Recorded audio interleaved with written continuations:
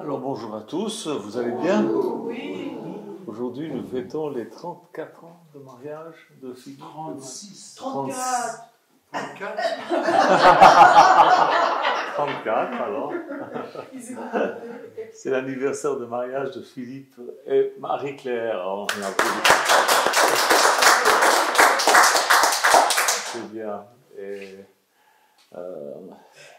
c'est toutes des années qu'on a passées ensemble. Déjà avant, on était ensemble dans la communauté. Et puis, il y a eu Olivier qui est arrivé, il y a eu Lydie qui est arrivée, puis maintenant, il y a la petite Billy qui est arrivée, et puis enfin voilà, quoi. Amen, c'est bien. Oui. On est content, c'est bien. Et tout ça, on a passé par des épreuves, des joies, toutes sortes de choses, mais on est toujours là, fidèles à Dieu et aux uns aux autres. Que Dieu soit béni. Ce matin, je vous propose de faire une lecture dans Jacques, chapitre 2, verset 26.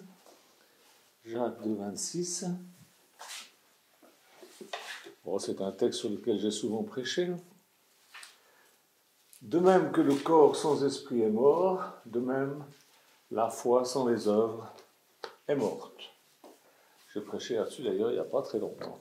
Mais aujourd'hui, c'est un autre message que je vais vous apporter à ce sujet-là.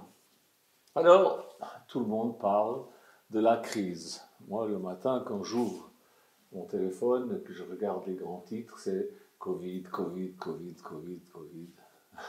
Je pense que vous, c'est la même chose. Mais il n'y a pas que ça dans la vie comme crise. Il peut y avoir des crises familiales, il peut y avoir des crises à cause de la santé, il peut y avoir des crises professionnelles, toutes sortes de crises. Hein. On passe tous par des crises et ces crises, elles nous sortent de notre zone de confort. Quand il n'y a pas de crise, on est là, tout va bien. Ça arrive quand même des moments où il n'y a pas de crise. Là, disons que cette année, on est bien content qu'elle se termine, mais on ne sait pas ce que l'autre nous réserve. Ça va, je pense que ça va être bien mieux, mais enfin, on verra. Quand on passe par une crise, quelle qu'elle soit, c'est toujours une période, c'est pénible, c'est de l'incertitude, c'est la confusion, on ne sait pas quoi décider, Mais la crise, elle débouche toujours, forcément, sur de nouveaux possibles. Toujours. Le monde est monde depuis longtemps, les choses évoluent, parce que justement, il y a des crises, ça crée des besoins, ce qui fait que on réagit et puis on avance et voilà.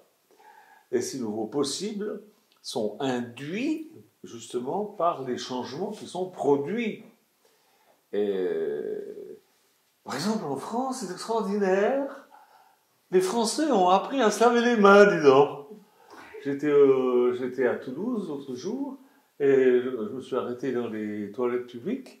Et ben, j'ai vu deux bonhommes sortir des toilettes, ils se sont lavés les mains. Extraordinaire, hein? Vous voyez, ça change. Enfin.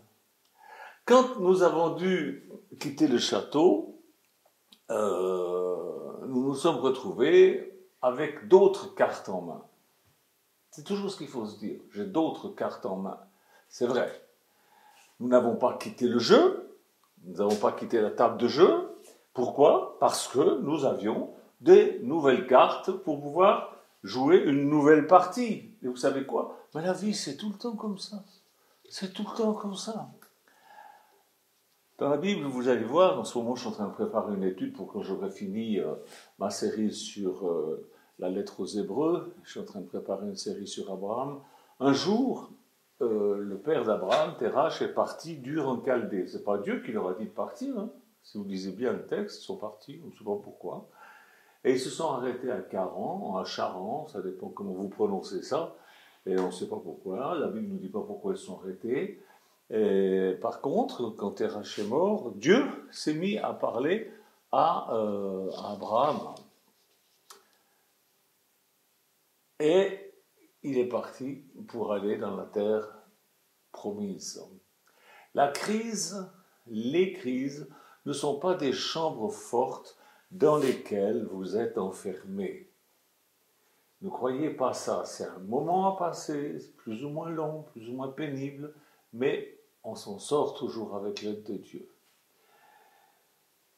Quelle que soit la crise par laquelle vous passez, vous n'êtes pas coincé. Vous êtes dans un tunnel et il suffit d'avancer. Quand je regarde toutes les crises par lesquelles je suis passé, c'est trop long à raconter. J'ai 71 ans, je ne vais pas vous raconter toutes les crises. Il y en a eu, hein. D'ailleurs, à ce niveau-là, je voudrais vous dire que mon nouveau livre est chez l'imprimeur. Et il s'en raconte des crises. Eh bien, je m'aperçois quand je pense à tout ce que j'ai vécu, tout ce que je m'aperçois que, en fait, ces crises, elles ont été des cadeaux de Dieu. Mais c'était des cadeaux, des bénédictions déguisées. Hein. Sur le moment, c'est pas rigolo. Je ne sais pas ce que vous allez manger à Noël, mais vous avez vu que j'ai mis une belle image d'un homard pour pouvoir illustrer ma prédication ce matin. Et c'est très bon le homard, mais je ne sais pas si vous allez en manger à Noël. Mais il y a quelque chose que je voudrais vous raconter au sujet des homards. Tout au long de sa vie, le homard grandit. Et on en a trouvé des vieux qui mesuraient plus d'1 mètre. Vous vous rendez compte? Un homard d'1 mètre. Il grandit et à ce moment-là, il y a un problème. Il y a toujours des problèmes, hein, tout le temps. La carapace du homard ne grandit pas. Ça, c'est embêtant, hein. Et plusieurs fois dans leur existence de homard, le homard se retrouve devant un problème, dans une crise. Il se sent à l'étroit de plus en plus dans sa carapace. Il étouffe, il stresse. Alors, à ce moment-là, il va à la FNAC et il achète des bouquins de pensée positive, c'est ça? Non, ça ne sert à rien. Ça ne sert à rien. Même la meilleure prédication de Michel Jourdon, ça ne peut pas l'aider. Ça ne peut pas l'aider. Il faut qu'il prenne son courage à 2 pinces, le homard, pour aller vers sa solution. Sinon, il crève. La seule solution que le homard a, c'est d'aller se frotter contre un rocher, mais c'est vrai ce que je vous dis, hein, c'est pas des histoires, jusqu'à ce que sa carapace craque et finisse par se détacher. C'est une décision difficile à prendre, parce que une fois que sa carapace est cassée, qu'il en est débarrassé, ben il est tout nu. Il est tout nu, c'est-à-dire qu'il est vulnérable. Il n'a plus son armure. Alors, il va se cacher sous un rocher, parce qu'il y a des prédateurs. S'il n'a pas sa carapace, qu'est-ce que vous voulez qu'il fasse d'autre? Il n'a pas d'autre choix. Une fois qu'il est débarrassé de sa carapace, il se cache sous un rocher, mais il ne fait pas rien. Il ne fait pas rien. Il travaille à se fabriquer une nouvelle carapace plus grande, donc plus confortable et plus résistante que celle qu'il avait avant, mais pas trop non plus parce qu'il sait que bientôt aussi il va falloir encore la casser. La crise, donc, ça lui est salutaire. Mais pourquoi Dieu l'a créé comme ça, avec cette histoire de carapace qui ne grandit pas? Il n'aurait pas pu faire autrement, Dieu? Ben non, il a décidé que c'était comme ça. Voilà, puis c'est comme ça. Eh bien, pour nous, c'est la même chose. Nous sommes dans ce monde et il y a toutes sortes de trucs qui cherchent à nous étouffer. Et il ne faut pas rester sans rien faire, attendre que ça passe. Le homard, il était alerté par l'étouffement, il s'est rendu compte qu'il était coincé, il était alerté par l'étouffement. Sa crise l'a forcé à se reprendre en pince, à se reprendre en main et à trouver une issue. L'histoire de homard, c'est l'histoire de notre vie, c'est l'histoire de ma vie, c'est l'histoire de votre vie. Qu'on le veuille ou pas, on est inévitablement toujours confronté à des crises, à entrer dans des crises. Ça vous est jamais arrivé de vous sentir étouffé Dans votre carapace, je reçois beaucoup de lettres du monde de prière, et je peux vous dire, il y a beaucoup de gens qui ont de grandes souffrances, qui passent par des crises. Et ça m'a inspiré ce petit message pour vous ce matin. On passe tous par là. Même si les anciens nous ont avertis de cela, nous disons que ça allait arriver, eh bien, on est quand même surpris. On est toujours surpris quand ça nous arrive. Combien de fois je me suis senti démuni, vulnérable, affaibli, des trahisons, des vols, des maladies. Ça, j'ai eu mon lot. Hein. Mais, vous savez quoi? J'ai vite appris que ça ne sert à rien d'attendre que ça aille mieux. Ça ne sert à rien. Tous les bons stratèges, si vous étudiez l'histoire, tous les bons stratèges militaires, et hier soir on a encore regardé un film que Dominique nous a offert, qui s'appelle je sais plus quoi. Les oies sauvages. Les oies sauvages. Les oies sauvages, avec Richard Burton, c'est un excellent film. Eh bien, tous les bons stratèges le savent, il faut rapidement dépasser la phase d'attentisme. La phase d'attentisme, d'immobilisme. Des fois, on est hypnotisé par la crise, on dit, c'est pas possible. Il faut vite sortir de là, il ne faut pas rester là-dedans. Parce que la phase d'attentisme, d'immobilisme, elle nous conduit inévitablement à un échec. Vraiment, vraiment. Ne vous cachez pas au fond de votre lit à vous morfondre. Arrêtez de ressasser des idées noires. Ça ne sert à rien. Ne vous cloîtrez pas dans votre tunnel. Avancez. Alors vous allez me dire, oui, mais comment avancer? Ah, c'est gentil, mais tu ne connais pas ma situation. Évidemment, je ne connais pas ta situation, mais tu as une tête, réfléchis. Que faire pour commencer? Dans quelle direction faut-il aller? Est-ce que ça ne serait pas mieux d'être prudent et d'attendre que ça se passe? Non! Il faut agir par la foi. Avance, fais quelque chose. Regarde ton problème et élabore l'intelligence de la situation. Regarde bien ton problème. Il y a une chanson d'Aznavour que j'affectionne particulièrement qui s'appelle « Mes amis, mes amours, mes ans ». Vous connaissez. Dans les moments de crise, c'est là qu'on voit où sont nos véritables amis. Déjà, ça se révèle. Ça révèle quelque chose. Donc, il y en a, il faut se débarrasser. C'est triste à dire. Ce n'est pas vos amis, ils ont fait semblant, ils avaient un intérêt. Il y a quelque chose qui faisait, qui vous collait à la peau, puis, mais ce n'était pas des vrais amis. Quand on est dans la crise, c'est là qu'on voit. Moi, j'avais un ami, tout allait bien quand ça allait bien. Mais aussitôt qu'il y avait quelque chose qui n'allait pas, il disparaît. Il disparaissait, puis après il revenait. La prochaine fois qu'il revient, il va être bien reçu. Je vais faire semblant d'être son ami, mais dans mon cœur, c'est fini. Il faut un jour savoir. Jésus a dit, vous êtes mes amis si vous faites ce que je vous commande. Donc ça veut bien dire qu'il a des gens, il ne les considérait pas comme ses amis. Tu n'es pas méchant avec lui, avec eux. Pas du tout, tu es correct. Tu es bien élevé par Marie et Joseph. Mais il savait qui étaient ses amis et qui n'étaient pas ses amis. Dans quel monde de crise nous sommes en ce moment?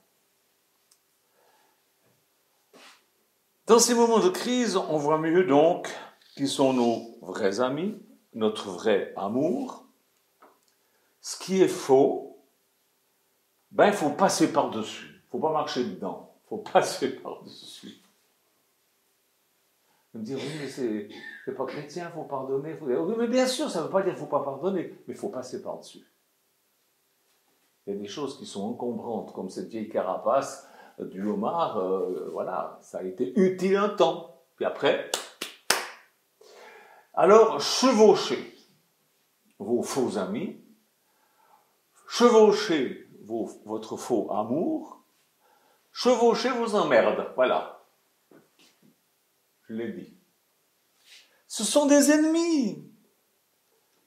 Alors, vous avez hâte de les voir disparaître, c'est tout à fait normal, mais ils ne vont pas disparaître sur un coup de baguette magique, on n'est pas dans Harry Potter. On est des gens de foi, donc on doit agir par la foi, c'est autre chose.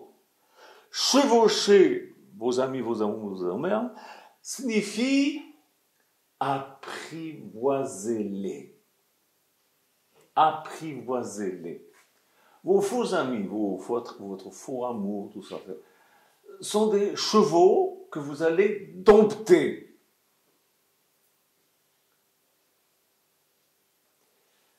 Ce qu'il faut, c'est les approcher, c'est leur faire face. Il faut les regarder. Il faut entrer en rapport avec eux pour savoir jusqu'où ils sont prêts à aller, la maladie, par exemple. Si vous attendez trop, après le médecin va vous dire, mais vous avez trop attendu.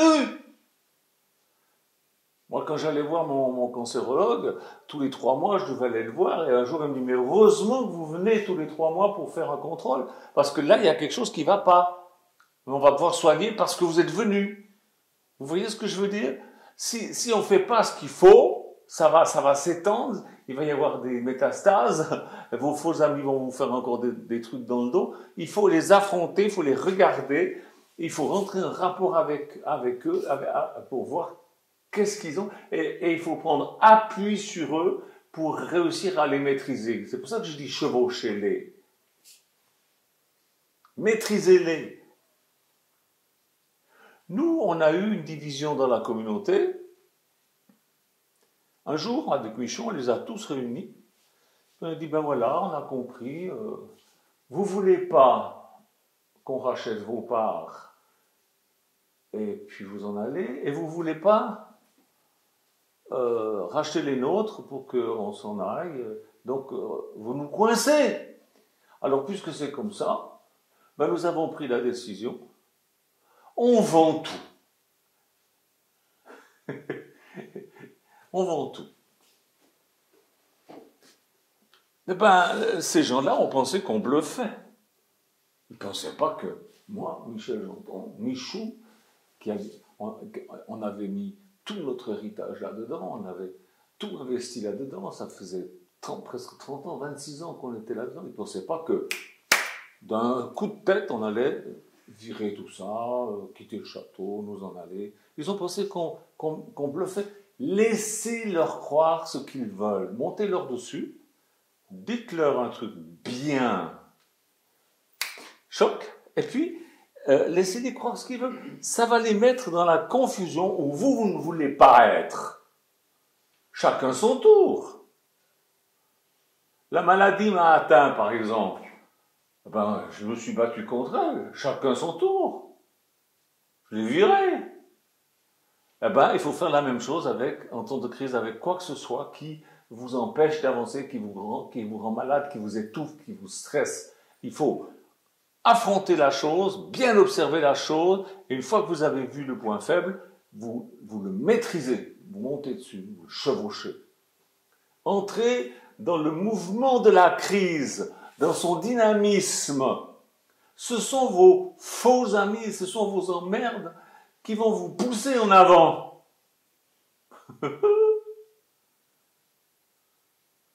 En réagissant à votre audace d'oser les affronter, ils vont vous pousser en avant. Ça va vous donner même des idées. Vous allez me dire, mais Michel, mais ça c'est le roi de la manipulation. Non, c'est de la stratégie. Il ne faut pas se laisser vaincre. Nous sommes des gens nous avons été placés sur cette terre pour détruire les œuvres du diable, comme Jésus est venu pour détruire les œuvres du diable et détruire les œuvres de ses suppositoires, de ses suppôts, pardon. Nous sommes là pour détruire tout ce qui est mauvais et aller de l'avant pour la seule gloire de Dieu. Alors évidemment qu'il faut un peu de manipulation. Jésus a manipulé en tendant ses 2 mains pour être crucifié. Le diable croyait que tout était gagné pour lui, mais pas du tout. Il était perdu là, plus que jamais. Oui ou non? Entrez dans le mouvement de la crise, entrez dans le dynamisme de la crise. en réagissant à votre audace d'oser les affronter, ils vont être plongés eux-mêmes dans les soucis qu'ils voulaient que vous ayez. La logique molle de notre génération tiède nous conseille de trouver des réponses avant de passer à l'action. C'est anti-biblique. La foi nous enseigne d'agir même si vous n'avez pas tous les éléments en main.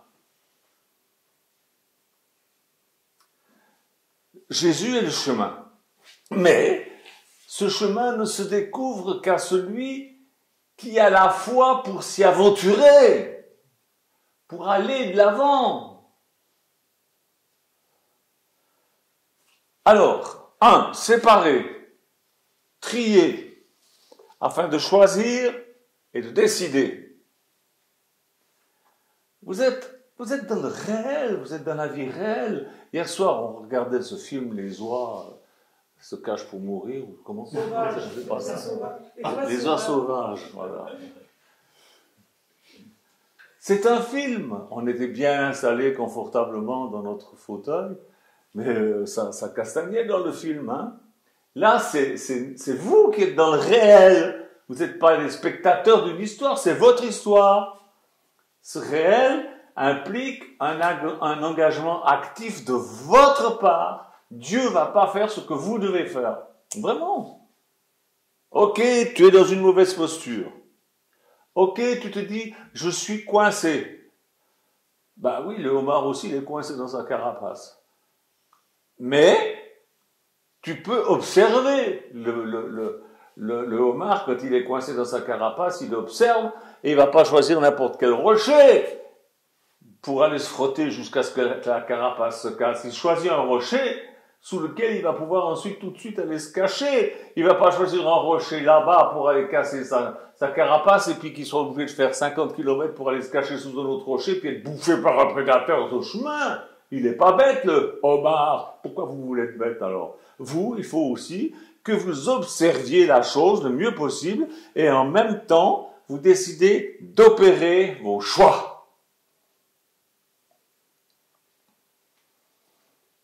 Moi, je me situe par rapport au réel qui me concerne. Je m'occupe des autres, mais je m'occupe aussi de moi. Je vais décider, au lieu de me laisser glisser dans l'indécision, je vais décider, je ne suis pas un spectateur de ma vie, il y a... Ma vie, il y a mes faux amis qui essaient de la gâcher, il y a mes emmerdes, comme dit Charles Aznavour, il y a tout ça, mais ils veulent gâcher ma vie par bêtise. Très souvent, c'est par bêtise. C'est même, très souvent, c'est pas de la méchanceté. Les gens qui vous font des trucs, qui vous font de la peine, qui vous tourmentent, qui vous troublent, c'est souvent par bêtise. Des fois, c'est par méchanceté, ou c'est par faiblesse, parce qu'ils ont envie d'être plus forts que vous, mais ils peuvent pas, ils sont pas vous. Vous êtes vous, puis eux, ils sont eux, puis voilà. Et puis, par jalousie, par envie, ou n'importe quoi. Non, il faut pas. Moi, je suis l'acteur de ma vie, je suis l'acteur principal de ma vie, et je laisserai personne venir me coincer, me stresser, m'étouffer, m'embêter. Le homard, il vit un moment comme ça, coincé, stressé, et tout. Mais il reste pas comme ça 50 ans. Je ne vais pas contempler les actions de la maladie dans ma vie. Non. Jésus est venu pour détruire les œuvres du diable, il détruisait les maladies. Maintenant, on peut détruire la maladie par la foi, avec l'aide des médecins, on est du bon côté de la planète, il y a tout ce qu'il nous faut pour pouvoir se soigner, faites-le. N'attendez pas. Je ne vais pas contempler les actions des crétins, des méchants, des imbéciles, des inutiles, des minables, des soi-disant spirituels. Je ne vais pas contempler tout ça in aeternam. J'observe juste pour savoir où est le point faible. Quand j'ai dit avec Michou, on vend le château, c'est un crève-cœur. C'est vrai que ça nous a fait de la peine. Mais c'était la meilleure chose à faire. Il y avait plus que deux possibilités. Soit ils nous disaient, non, on s'en va, on ne veut pas briser l'œuvre de Dieu, ou alors on s'incruste. Ils ont décidé de s'incruster, eh ben, ils l'ont perdu le château. Puis voilà. Vous allez me dire, vous l'avez perdu aussi. Non, pas vraiment, parce qu'on est très bien là, on est même mieux là. Vous voyez? Moi, je suis engagé dans l'histoire, je suis pris dans le mouvement des possibles, mais qui dit mouvement des possibles dit obstacle, toujours. Mes frères et sœurs, le chaos, c'est le propre de l'existence ici-bas sur la terre, parce que cette terre, elle est vouée au chaos, à la destruction par le feu. Et en attendant, les crises ne font qu'intensifier ponctuellement ce phénomène. Et on est dedans. Alors, n'attendez pas pour voir. Oh, ça va peut-être s'arranger. Non, c'est pas vrai, ça s'arrange pas. Sachez ce que vous voulez. Décidez ce que vous voulez. Oh, mais encore, il faut pouvoir. Mais tu peux. Tout est possible à celui qui croit. Tu dis que tu es croyant. Tout est possible à celui qui croit. Dis avec moi. Tout est possible à celui qui croit. Ouais. Sache ce que tu veux et laisse-toi porter par l'objectif que tu as. Vas-y, pousse, va de l'avant. Alors certains vont se moquer de vous en vous voyant chevaucher vos problèmes, en vous voyant vous frotter contre le rocher pour casser votre carapace. Ils vont dire, oh, mais dis donc, j'ai bien contemplé ton échec, comme le gros lard suisse, vendeur de planches à repasser. Mais ça me fait rire, moi. Ça me fait marrer, ça me fait rire, parce que je connais, j'ai vécu tellement de fois ces choses-là, que je sais de quoi je parle, et quand je fais quelque chose, je sais ce que je fais. Bon, ben c'est vrai que ce cancer aurait pu me tuer, mais ça n'aurait pas tué l'œuvre de Dieu. Vous voyez ce que je veux dire? Et le jour viendra où vous ferez la preuve qu'aucun problème n'a de pouvoir sur vous qui êtes croyant. Je puis tout par celui qui me fortifie. Mais il vous fortifie comment? Moi, si je me laisse aller, à 71 ans, je deviens un gros plein de soupe, et puis voilà. Non, j'ai acheté des appareils pour pouvoir faire un petit peu, pour entretenir mon corps. Tout est possible à celui qui croit, par celui qui nous fortifie, tout est possible par celui qui nous fortifie, mais il ne nous fortifie pas sans que nous mettions aussi la main à la pâte. On va pas rester là, attendre. Ah ben j'attends que... il faut faire, il faut agir. Vous avez le pouvoir d'agir, vous avez le pouvoir de questionner, vous avez le pouvoir d'ouvrir des portes. Ici, maintenant, tout de suite. Ma vie, ça a été que ça. Ça a été que ça. Paul, qu'est-ce qu'il disait? Je me suis bien amusé avec Jésus sur cette terre. Non, il a dit, j'ai mené le bon combat de la foi. C'est un combat. Dieu m'a appris au travers des souffrances, au travers des faux amis, au travers des maladies, au travers des trahisons, mais il n'aurait rien pu m'apprendre si je n'avais pas été attentif.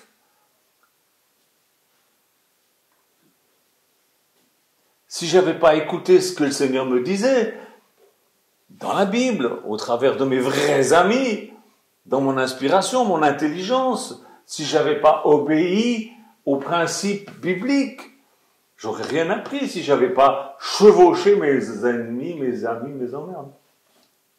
J'aurais rien appris. Pour se débarrasser des carapaces qui ne cherchent qu'à vous étouffer, vos faux amis, c'est les carapaces. Cette carapace, elle est utile à un moment. Il faut se faire à cette idée. Mais elles ne grandissent pas. Elles ne changent pas. La carapace, c'est toujours la même. Ils sont ce qu'ils sont et ils ne changeront pas. Je me rappelle, on avait une sœur à la communauté qui était très pénible, très pénible. Et Michou me disait, oh, tu te rends compte quand même, mais elle ne changera pas. Est-ce qu'elle a changé? Non, elle ne change pas. On ne change pas. Les gens disent « Ah, toutes choses sont devenues nouvelles depuis que je me suis converti. » Ce qui est devenu nouveau, c'est que tu es une nouvelle créature qui a la possibilité de faire des progrès. Mais en toi-même, tu sais bien que tu es toujours le même. Tu fais des progrès, mais tu es toujours le même. Moi, je suis toujours Michel Janton. Ma conversion en 68 n'a pas fait de moi Brad Pitt. Je suis toujours Michel Janton. Mais je fais des progrès. Mais je suis toujours moi. Le jour où la carapace vous coince, vous étouffe, risque de vous faire mourir, frottez-vous au rocher des âges. Vous connaissez ce chant, rocher des âges? Tiens, les musiciens, vous allez vous mettre là, et puis quand j'aurai fini, dans 2 minutes, on va chanter rocher des âges. Mettez-vous déjà en place avec la musique. Frottez-vous au rocher des âges. Qu'est-ce que c'est le rocher des âges? C'est Jésus. Jésus, la Bible l'appelle le rocher des âges. Quand ça va mal, allez vous frotter davantage à Jésus. Allez dans la prière, allez dans la méditation, recevez l'inspiration et foncez. Faites ce que vous avez à faire afin de vous débarrasser de vos faux amis, de votre faux amour et de vos emmerdes. Faites-le. Frottez-vous à Jésus pour que votre carapace se brise. Et puis, cachez-vous un moment. Cachez-vous un moment. Et reconstruisez une nouvelle carapace amie, utile, jusqu'à la prochaine. Merci Jésus de bénir ces paroles que j'ai données ce matin, que cela puisse aider quelques-uns. Merci Seigneur. Amen. Allez-y. Rocher des anges, pour moi.